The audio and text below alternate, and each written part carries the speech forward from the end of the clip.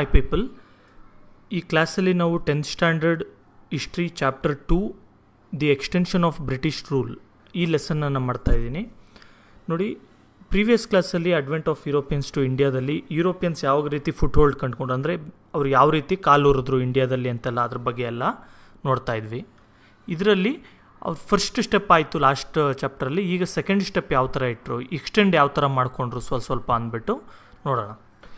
ಈಗ ಆಬ್ಜೆಕ್ಟಿವ್ಸ್ ನೋಡೋಣ. ಈ ಲೆಸನಲ್ಲಿ ಏನೇನು ಕಲಿತೀರಾ ಅಂತ. ಆಂಗ್ಲೋ ಮರಾಠಾ ವಾರ್ಸ್ ಬಗ್ಗೆ ಕಲಿತೀರಾ, ಮತ್ತು the consolidation of the British power, ಅಂದರೆ ಬ್ರಿಟಿಷ್ ಅವ್ರು ಯಾವ ರೀತಿ ಅವ್ರ ಪವರ್ನ ಗ್ರಿಪ್ಪಲ್ಲಿ ಇಟ್ಕೊಂಡ್ರು. Next no section rights for the adopted children, ಅಂದರೆ ಈಗ ಅವ್ರಿಗೆ ಸ್ವಂತ ಮಕ್ಕಳಿಲ್ಲ ಅಂತ ಹೇಳಿದ್ರೆ ದತ್ತು ಮಕ್ಕಳಿಗೆ ಯಾವ ರೀತಿ ಅವರ ಆಸ್ತಿ ಹೋಗಲ್ಲ ಮತ್ತು ಅವ್ರ ಎಂಪೈರ್ ಹೋಗಲ್ಲ ಅಂತ ಬ್ರಿಟಿಷ್ ಅವ್ರು ರೂಲ್ಸ್ ಮಾಡಿದರು, ಅದ್ರ ಬಗ್ಗೆ ನೋಡ್ತೀವಿ. ನೆಕ್ಸ್ಟ್ ಸಬ್ಸಿಡರಿ ಅಲಯನ್ಸ್ ಬಗ್ಗೆ ನೋಡ್ತೀವಿ, ಏನು ಅಂತ ಹೇಳ್ತೀನಿ ನೆಕ್ಸ್ಟು. ಮತ್ತು ಆಂಗ್ಲೋ ಸಿಖ್ ವಾರ್ಸ್ ಅಂತ ನೋಡ್ತೀವಿ. ನೋಡಿ, although through Carnatic wars the English had made the European countries not to challenge them in India. ನೋಡಿ, ಲಾಸ್ಟ್ ಕ್ಲಾಸಲ್ಲಿ ನೀವು ಕರ್ನಾಟಿಕ್ ವಾರ್ಸ್ ಬಗ್ಗೆ ಎಲ್ಲ ತಿಳ್ಕೊಂಡ್ರೆ ಅದರಲ್ಲಿ ಫ್ರೆಂಚ್ ಅವ್ರು ಏನಾದರು ಅಂತ ಗೊತ್ತಾಯ್ತು ನಿಮಗೆ. ಅಂದರೆ ಬೇರೆ ಯುರೋಪಿಯನ್ ಪವರ್ಸ್ ಎಲ್ಲ ಯಾರು ಸ್ಟ್ರಾಂಗ್ ಇಲ್ಲದೆ ಇರೋ ರೀತಿ, ಇವರು ಕಾಂಪಿಟೇಷನ್ ಇಲ್ಲದೆ ಇರೋ ರೀತಿ ಆಯಿತು. The gained complete political control over Bengal through Plassey and Buxar battles. ಈ ಬ್ಯಾಟಲ್ ಆಫ್ ಪ್ಲಾಸಿ ಮತ್ತು ಬ್ಯಾಟಲ್ ಆಫ್ ಬಕ್ಸಾರ್ ಇದೆಲ್ಲದರಿಂದ ಅವರು ಬೆಂಗಾಲ್ನ ಫುಲ್ಲು ಪೊಲಿಟಿಕಲ್ ಕಂಟ್ರೋಲ್ಗೆ ತೊಗೊಳ್ತಾರೆ, ಇವ್ರ ಕಂಟ್ರೋಲ್ಗೆ. By 1765 they had gained control most of the eastern parts of India. 1765 ಅಷ್ಟರಲ್ಲಿ ಆಲ್ಮೋಸ್ಟ್ ಈಸ್ಟರ್ನ್ ಪಾರ್ಟ್ಸ್ ಏನಿದೆ, ಈಗ ವೆಸ್ಟ್ ಬೆಂಗಾಲಿಂದ ಹಿಡಿದು ಕೆಳಗಡೆ ಚೆನ್ನೈ ಮತ್ತು ಇನ್ನು ಕೆಳಗಡೆವರೆಗೂ ಫುಲ್ಲು ಬ್ರಿಟಿಷ್ ಅವ್ರ ಕಂಟ್ರೋಲಲ್ಲಿ ಬಂದಿತ್ತು, directly R indirectly. Since the Marathas and Mysore states were dominant in southern and western parts of India, the hold of British was restricted to Bengal and Bombay regions only. ನೋಡಿ, ಏನಾಗಿತ್ತು ಅಂತೇಳಿದ್ರೆ East side ಆಯಿತು, ನಿಮ್ಗೆ ಗೊತ್ತಾಯಿತು. ಈಗ West ಸೈಡ್ಗೆ ಏನಾಗಿತ್ತು ಅಂತೇಳಿದ್ರೆ, ಈ ವಿಜಯನಗರ ಕಿಂಗ್ಡಮ್ ಆದಮೇಲೆ ಬಂದಂಥ ಮೈಸೂರು ಕಿಂಗ್ಡಮ್ಸ್ ಎಲ್ಲ ಏನಿತ್ತು, ಮೈಸೂರು ಸ್ಟೇಟ್ ಅಂತ, ಇದು ಪವರ್ಫುಲ್ ಆಗಿತ್ತು ಒಂದು ಸ್ವಲ್ಪ ಸೌತ್ ಪಾರ್ಟಲ್ಲಿ, ಇಂಡಿಯನ್ ಸೌತ್ ಪಾರ್ಟಲ್ಲಿ. ಮತ್ತು ವೆಸ್ಟರ್ನ್ ಪಾರ್ಟಲ್ಲಿ ಬಂದು ಈ ಮಹಾರಾಷ್ಟ್ರ ಈ ಸೈಡೆಲ್ಲ ಬಂದು ಮರಾಠಾಸ್ ಬಂದರು, ಅಂದರೆ ಈ ಶಿವಾಜಿ ಎಲ್ಲ ಸಂಭಾಜಿ ಎಲ್ಲ ಇದ್ರಲ್ಲ ಅವ್ರ ಕಿಂಗ್ಡಮ್, ಅವ್ರ ಎಂಪೈರು ಸ್ಟ್ರಾಂಗಾಗಿ ಬೆಳೀತಾ ಇತ್ತು. ಸೌತಲ್ಲಿ ಮೈಸೂರು ಕಿಂಗ್ಡಮ್ ಕೂಡ ಸ್ವಲ್ಪ ಸ್ಟ್ರಾಂಗ್ ಆಗಿತ್ತು. ಇದರಿಂದ ಬ್ರಿಟಿಷ್ ಅವ್ರಿಗೆ ಬೆಂಗಾಲ್ ರೀಜನ್ನ ರೂಲ್ ಮಾಡ್ತಾಯಿದ್ರು, ಮತ್ತು ಬಾಂಬೆ ರೀಜನ್ಸ್, ಬಾಂಬೆ ಅಂದರೆ ಗೊತ್ತಲ್ಲ ಮುಂಬೈ ಇದೆಯಲ್ಲ ಮಹಾರಾಷ್ಟ್ರಲ್ಲಿ, ಆ ರೀಜನ್ ಸ್ವಲ್ಪ ಮಾತ್ರ ರೂಲ್ ಮಾಡ್ತಾಯಿದ್ರು. Hyder Ali and Tipu Sultan of Mysore along with Peshwas of Marathas were the only impediments in the path of expansion for the British. ನೋಡಿ, ಬ್ರಿಟಿಷ್ ಅವರು ಇಂಡಿಯಾದಲ್ಲಿ ಫುಲ್ ರೂಲ್ನ ಎಕ್ಸ್ಪ್ಯಾಂಡ್ ಮಾಡೋದಕ್ಕೆ ಇವರಿಗೆ ಸ್ವಲ್ಪ ತೊಂದರೆಗಳಿತ್ತು. ಯಾವುದು ಅಂತೇಳಿದ್ರೆ, ಒಂದು ಮೈಸೂರಲ್ಲಿದ್ದಂಥ ಹೈದರ್ ಅಲಿ ಮತ್ತು ಟಿಪ್ಪು ಸುಲ್ತಾನ್. ನೋಡಿ, ಮೈಸೂರು ಒಡೆಯರು ರೂಲ್ ಮಾಡ್ತಾ ಇರೋ ಟೈಮಲ್ಲಿ ಹೈದರ್ ಅಲಿ ಅವ್ರ ಹತ್ರ ಕಿಂಗ್ಡಮ್ನ ಕಂಟ್ರೋಲ್ಗೆ ತೊಗೊಂಡಿರ್ತಾರೆ. ಅದಾದಮೇಲೆ ಟಿಪ್ಪು ಸುಲ್ತಾನ್ ಅದನ್ನು ನೋಡ್ಕೊತಾರೆ. ಇವರಿಬ್ಬರು ಮೇಯ್ನ್ ಅಂತ ಹೇಳ್ಬೋದು, ಈ ಬ್ರಿಟಿಷ್ ಅವರು ಎಕ್ಸ್ಪ್ಯಾಂಡ್ ಮಾಡೋವಂಥ ಟೈಮಲ್ಲಿ ಮೇಯ್ನ್ ರೂಲರ್ಸ್ ಆಗಿದ್ದರು ಮೈಸೂರಿಗೆ. ಇದ್ರ ಜೊತೆಗೆ ಮರಾಠಾಸಲ್ಲಿ ಪೇಶ್ವಾಸ್ ಅಂದರೆ ಒಂಥರ ಪ್ರೈಮ್ ಮಿನಿಸ್ಟರ್ ಅಂದ್ಕೊಳ್ಳಿ, ರಾಜ ಬೇರೆ ಇರ್ತಾರೆ ಎಂಪರರ್, ಆದರೆ ಇವರು ಪೇಶ್ವಾಸೇ ಎಲ್ಲ ನೋಡ್ಕೊಳ್ಳೋದು, ಪ್ರೈಮ್ ಮಿನಿಸ್ಟರ್ ಟೈಪ್. ಇವರು ಮರಾಠಾಸ್ ಮತ್ತು ಮೈಸೂರವರು ಇವ್ರಿಗೆ ತುಂಬ ಅಡ್ಗಾಲಾಗಿರ್ತಾರೆ, ಫುಲ್ಲು ಎಕ್ಸ್ಪ್ಯಾಂಡ್ ಆಗೋಕ್ಕೆ ಬಿಡ್ತಾ ಇರಲ್ಲ. The others were Sikhs in the north western region. ಈ ಪಂಜಾಬ್ ಹರಿಯಾಣ ರೀಜನಲ್ಲಿ ಈ ಸಿಖ್ ಪೀಪಲ್, ಅಂದರೆ ಟರ್ಬನ್ ಹಾಕ್ಕೊಂಡಿರ್ತಾರಲ್ಲ ಸಿಖ್ ರಿಲಿಜನ್ ಪೀಪಲ್, ಅವರು ಇವರಿಗೆ ಅಡ್ಗಾಲಾಗಿರ್ತಾರೆ, ಅಲ್ಲಿ ಎಕ್ಸ್ಪ್ಯಾಂಡ್ ಮಾಡೋಕ್ಕೆ ಅವ್ರು ಬಿಡ್ತಾ ಇರಲಿಲ್ಲ. Ranjit Singh who emerged in the later part of 19th century was a formidable opponent to the British. ಈ ರಂಜಿತ್ ಸಿಂಗ್ ಅಂತ ಇರ್ತಾರೆ, ಈ ಸಿಖ್ ಡೈನೆಸ್ಟಿ ರೂಲರು, ಇವರು ಬ್ರಿಟಿಷ್ ಅವ್ರಿಗೆ ಅಪೋನೆಂಟ್ ಆಗಿ ಬ್ರಿಟಿಷ್ ಅವರಲ್ಲಿ ಎಕ್ಸ್ಪ್ಯಾಂಡ್ ಮಾಡೋದಕ್ಕೆ ಬಿಡೋದೇ ಇಲ್ಲ. He was successful in organising the Sikhs. ಈ ಸಿಖ್ ಪೀಪಲ್ ಎಲ್ಲ ಬಂದು ಆರ್ಗನೈಸ್ ಆಗಿ ಅವರು ಬ್ರಿಟಿಷ್ ಅವ್ರ ವಿರುದ್ಧ ತಿರುಗಿ ಬೀಳೋ ಥರ ಅಥವಾ ಬ್ರಿಟಿಷ್ ಅವ್ರನ್ನ ರೆಸಿಸ್ಟ್ ಮಾಡೋ ರೀತಿ ಇವರು ಡೆವಲಪ್ ಮಾಡ್ತಾರೆ ಆ ಜಾಗನ. The British also waged repeated wars from the mid of 18th century to mid of 19th century to extend their empire in India. ನೋಡಿರಿ, ಇವರು ಎಂಪೈರ್ನ ಎಕ್ಸ್ಟೆಂಡ್ ಮಾಡ್ಕೊಳ್ಬೇಕು ಅಂತೇಳ್ಬಿಟ್ಟು 18th century ಮಿಡ್ಡಿಂದ, ಅಂದರೆ ಒಂದು 1750s ಆ ಟೈಮಿಂದ ಹಿಡಿದು 1850s 19th century ಮಿಡ್ವರೆಗೂ, ಆ ಒಂದು 100 ವರ್ಷ ಕಾಲ ಇವರು ತುಂಬ ಯುದ್ಧಗಳು ಮಾಡ್ತಾರೆ, ತುಂಬ ಟ್ರೈ ಮಾಡ್ತಾರೆ. Apart from this they also annexed various kingdoms with cunning policies like subsidiary alliance and doctrine of lapse. ಇದ್ರ ಜೊತೆಗೆ ಬರೀ ವಾರ್ ಮಾಡಿ ಮಾತ್ರ ಇವರು ಆಕ್ಯುಪೈ ಮಾಡ್ಕೊಳ್ಳಲ್ಲ, ಎಷ್ಟೊಂದು ಅಗ್ರಿಮೆಂಟ್ಸ್ ಮಾಡ್ಕೊತಾರೆ. ಅಂದರೆ ನಮ್ಮ ಜನಗಳಿಗೆ ಮೋಸ ಮಾಡಿ ಅಥವಾ ಅವ್ರಿಗೆ ಗೊತ್ತಿಲ್ಲದೆ ಸರಿಯಾಗಿ ಅರ್ಥ ಮಾಡಿಸ್ತಿದ್ದಂಗೆ ಅಗ್ರಿಮೆಂಟ್ ಮಾಡಿಕೊಂಡು ಅದ್ರ ಪ್ರಕಾರ 2 ಲಾ ತಂದಿರ್ತಾರೆ, ಸಬ್ಸಿಡರಿ ಅಲಯನ್ಸ್ ಮತ್ತು ಡಾಕ್ಟ್ರಿನ್ ಆಫ್ ಲ್ಯಾಬ್ಸ್ ಅಂತ. ಆಮೇಲೆ ಬಂದಾಗ ಹೇಳ್ತೀನಿ ನಾನು. ಅದರಿಂದ ಅದನ್ನು ಕೂಡ ಎಷ್ಟೊಂದು ಕಿಂಗ್ಡಮ್, ಚಿಕ್ಕ ಪುಟ್ಟ ಕಿಂಗ್ಡಮ್ಸ್ನೆಲ್ಲ ಇವ್ರ ಕಂಟ್ರೋಲಿಗೆ ತೊಗೊಳ್ತಾರೆ. During this period the British waged 3 Anglo Maratha wars, 4 Anglo Mysore wars and 2 Anglo Sikh wars. ನೋಡಿರಿ, ಈ 100 ವರ್ಷ 120 ವರ್ಷದಲ್ಲಿ ಏನು ಮಾಡ್ತಾರೆ, ಬ್ರಿಟಿಷವರು 3 ಆಂಗ್ಲೋ ಮರಾಠ ವಾರ್ ಮಾಡ್ತಾರೆ. ಆಂಗ್ಲೋ ಮರಾಠ ವಾರ್ ಅಂದರೆ, ಆಂಗ್ಲೋ ಅಂದರೆ ಇಂಗ್ಲೀಷ್ ಅವರು, ಮರಾಠ ಅಂದರೆ ಮರಾಠ. ಬ್ರಿಟಿಷವ್ರಿಗೂ ಮತ್ತು ಮರಾಠ ಅವ್ರಿಗೂ ಮಧ್ಯದಲ್ಲಿ ನಡೆದಂಥ ಯುದ್ಧ. ಈ ಥರದ್ದು ಬ್ರಿಟಿಷ್ಗೂ ಮರಾಠಗೂ ಮಧ್ಯೆ 3 ಯುದ್ಧ ನಡೆಯುತ್ತೆ.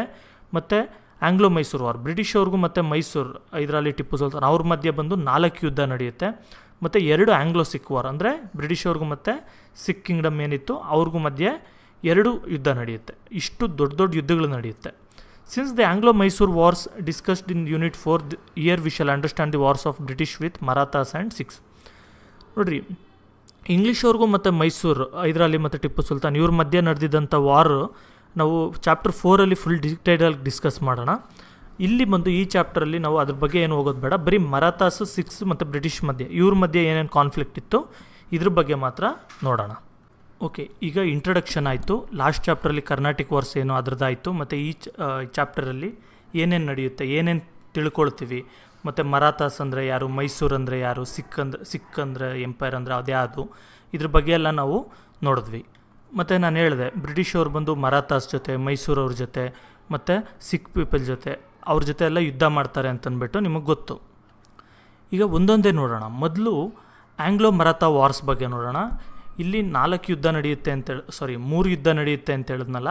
ಈಗ ಮೊದಲನೇ ಯುದ್ಧ ಏನಕ್ಕೆ ನಡೆಯುತ್ತೆ, ಯಾರ್ಯಾರು ಇನ್ಕ್ಲೂಡ್ ಆಗಿರ್ತಾರೆ ಅದ್ರ ಬಗ್ಗೆ ಎಲ್ಲ ನೋಡೋಣ. Anglo Maratha wars.